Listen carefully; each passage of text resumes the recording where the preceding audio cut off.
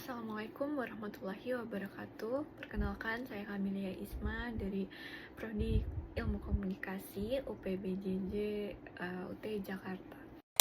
Pada kesempatan kali ini, saya akan membahas sesuatu yang super penting untuk kita, khususnya untuk generasi Z atau sering disebut juga warga negara Republik Digital.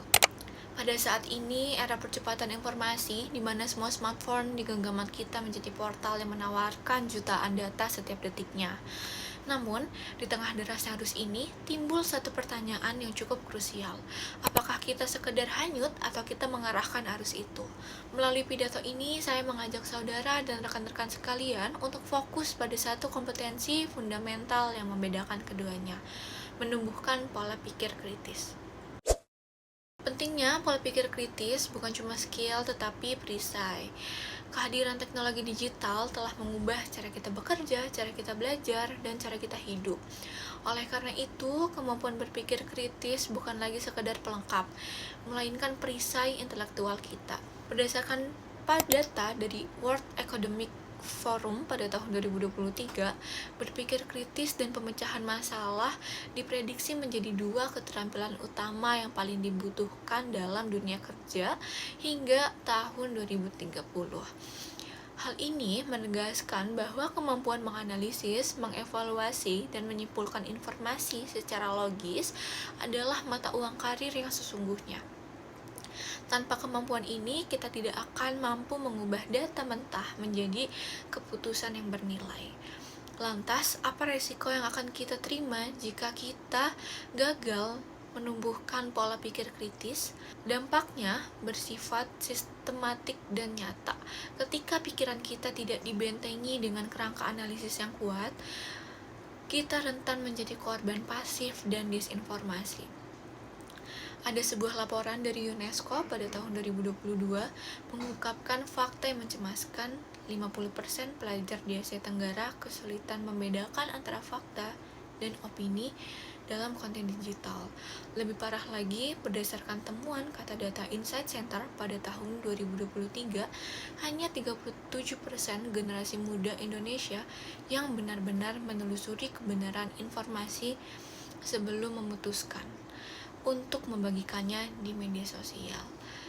Bagaimana cara kita nggak cuma sadar, tapi kita juga langsung take action? Pada kesempatan kali ini, saya kasih 3 praktis yang bisa kita terapi mulai hari ini. Yang pertama, terapkan prinsip triple checking. Jangan pernah puas dengan satu sumber.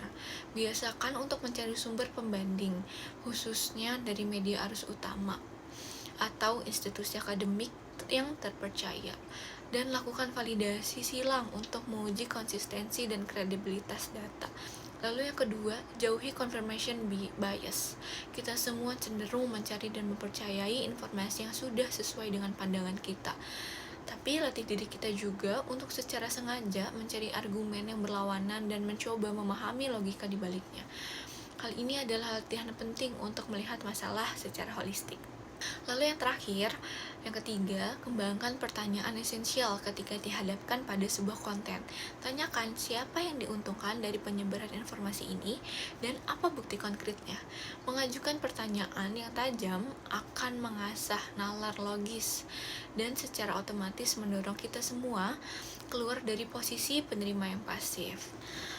Hadirin sekalian, sebagai generasi Z, sebagai generasi penerus bangsa, kita memiliki tanggung jawab intelektual untuk tidak hanya mengkonsumsi teknologi, tetapi kita juga perlu menguasainya. Berpikir kritis adalah senjata kita dalam perang melawan kebodohan di era informasi. Mari kita berkomitmen mulai detik ini untuk mengubah kebiasaan. Ubahlah diri kita dari sekedar penggulir konten menjadi penilai konten yang cermat dan skeptis. Dengan menumbuhkan pola pikir kritis yang kuat, kita tidak hanya akan sukses secara personal, tetapi juga kita berkontribusi pada terciptanya ekosistem digital dan masyarakat yang lebih cerdas dan beradab. Sekian yang dapat saya sampaikan, semoga bermanfaat untuk saudara dan rekan-rekan sekalian. Terima kasih atas perhatiannya.